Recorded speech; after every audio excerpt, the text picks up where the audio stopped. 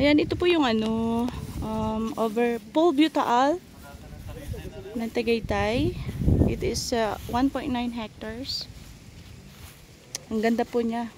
Super.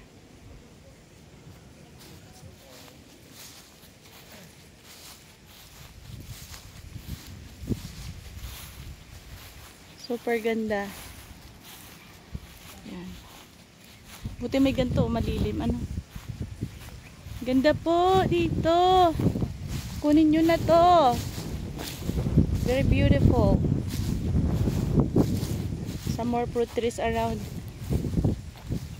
And the very best is Paul Butaal.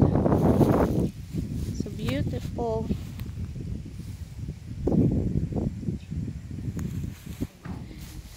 And marami pa po siyang mga fruit trees down there.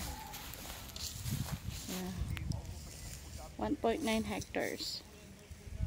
But they said it's 2 hectares. Yeah. Ayun po yung kay Willie. Willie's mansion in Tagaytay.